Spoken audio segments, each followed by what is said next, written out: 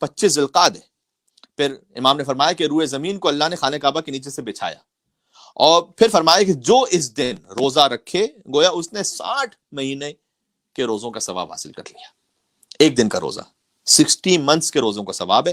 اور پھر آپ نے یہ بھی فرمایا کہ روایت کے مطابق کہ قائم آل محمد کا ظہور اسی تاریخ سے شروع ہوگا. یہ ایک روایت یوں بھی ہے. اچھا, روزہ اتنا افضل ہے کہ 60 مہینے کے دنوں کا ثواب ہے ایک روزہ رکھ لینے سے. لہٰذا سب سے پہلا کام تو آپ نے روزہ رکھنا ہے. جن مومنین کے قضا روزے ہیں ان سے گزارش یہ ہے کہ قضا کی نیت سے رکھیں, لیکن انشاءاللہ چونکہ 25 ذوالقعدہ کو روزہ رکھا ہوا ہوگا تو لہٰذا اس دن کا روزہ رکھنے کا بھی ثواب ملے گا اور آپ کا قضا روزہ بھی ادا ہو جائے گا. جن کے قضا روزے نہیں ہیں الحمدللہ وہ مستحب کی نیت سے روزہ رکھیں. جب اتنا اہم عمل ہے روزہ رکھنا, 60 مہینوں کی عبادت کا ثواب ہے. ایک ہمارے بہت گریٹ عالم گزرے مرحوم میر داماد رضوان اللہ علیہ, انہوں نے کتاب لکھی ہے, بلکہ ایک رسالہ ہے چھوٹا سا, رسالۃ اربعۃ ایام, 4 دنوں کا رسالہ, یعنی 4 دن پر فقط اس میں بات کی ہے. یہ وہ 4 دن ہیں کہ جن میں سب سے زیادہ روزہ رکھنے کی تاکید ہے پورے سال میں. تو وہ لکھتے ہیں کہ دحو الارض میں جو روزہ رکھنا ہے وہ مثلا 60 مہینوں کے روزے کے برابر ہے. بعض روایات میں 70 سال کے روزے کے برابر ہے. بعض روایات میں 70 سال کے گناہوں کا کفارہ ہے. سب سے اہم عمل اس دن روزہ ہے. تو روزہ تو ضرور رکھیں انشاءاللہ.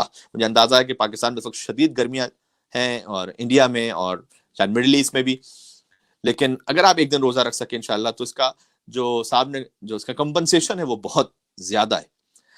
ان سب کو بیان کرنے کے بعد کہ اتنی تاکید ہے روزہ رکھنے کی, مرحوم میر داماد اپنی اس کتاب میں لکھتے ہیں کہ افضل الاعمال المستحبہ وآکد الاعمال المسنونہ, لیکن روزے سے بھی افضل ایک مستحب عمل اور تمام سنتی اعمال سے بھی زیادہ تاکید جس عمل کی ہے 25 ذوالقعدۃ الحرام یعنی یوم دحو الارض, وہ زیارت امام علی ابن موسیٰ رضا علیہ السلام کی ہے.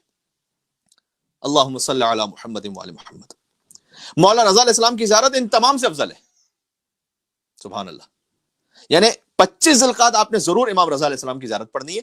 اور ہم نے یہ بھی ارادہ کیا تھا کہ انشاءاللہ ہم آپ کے سامنے ابھی ایک مختصر زیارت امام رضا علیہ السلام کی جو ان پر درود ہے وہ پڑھ لیتے ہیں, آپ کے سامنے شیئر بھی کرتے ہیں, کیونکہ یہ ویڈیو ریکارڈ ہو جائے گی. کل آپ اسے دوبارہ دیکھ کر اس حصے کو امام رضا علیہ السلام کی کم سے کم مختصر زیارت یہ ضرور پڑھ لیجیے گا جو ابھی آپ کے ساتھ یہاں پڑھیں گے ہم. تو آج بھی پڑھ لیں, ثواب تو ہے بہرحال امام رضا علیہ السلام کی زیارت کا, اور کل بھی پڑھیں اسے, اور جن کے لیے پرسو ہے دحو الارض وہ پرسو بھی پڑھیں انشاءاللہ اسے. مجھے پتا ہے کہ شاید تھوڑا سا ایک چھوٹا اس میں نظر آ رہا ہوگا, لیکن آپ اس کو اگر غور سے دیکھیں, صلوات خاصہ امام رضا یعنی امام رضا علیہ السلام پر مخصوص صلوات. اللہم صلی علی محمد و آل محمد, اللہم صلی علی علی ابن موسیٰ الرضا المرتضی الامام التقی النقی وحجتك على من فوق الأرض ومن تحت الثرى الصديق الشهيد صلاة كثيرة تامة ذاكية متواصلة متواترة مترادفة كأفضل ما صليت على أحد من أوليائك اللهم صل على محمد وآل محمد وعجل فرجهم. اس صلوات خاص امام رضا علیہ السلام کا ترجمہ بھی آپ کی خدمت میں عرض کرتا ہوں کہ اے پروردگار تو درود نازل فرما امام علی ابن موسیٰ رضا علیہ السلام پر جو رضا ہیں جو مرتضی ہیں. امام کا لقب مرتضی بھی ہے, تو امام اپنے جد اعلیٰ مولا علی علیہ السلام کے نام میں بھی شریک ہے اور لقب میں بھی پورے شریک ہے. رضا کا مطلب بھی وہی مرتضی ہی سے ہے, لیکن خود مرتضی امام رضا علیہ السلام کا لقب بھی ہے. تو امام ان پر درود ہو کہ جو رضا ہے, جو مرتضی ہے, جو امام ہے, جو تقی ہیں. سبحان اللہ. اس خاطر ہے کہ جہاں یہ کہنا درست ہے کہ اولنا محمد اوسطنا محمد آخرنا محمد وکلنا محمد, یہ کہنا بھی درست ہے کہ اولنا علی اوسطنا علی آخرنا علی وکلنا علی. ہمارا اول بھی علی ہے, ہمارا اوسط بھی علی ہے, آخر بھی علی ہے, ہم سب کے سب علی ہیں. ہمارا اول بھی محمد ہے, اوسط بھی محمد ہے, آخر بھی محمد ہے, سب کے سب محمد ہیں. اسی طریقے سے ائمہ کے القاب بھی بالکل ایک دوسرے کے ساتھ ملتے جلتے, کہ کلنا نور واحد, ہم سب کے سب ایک ہی نور سے ہیں.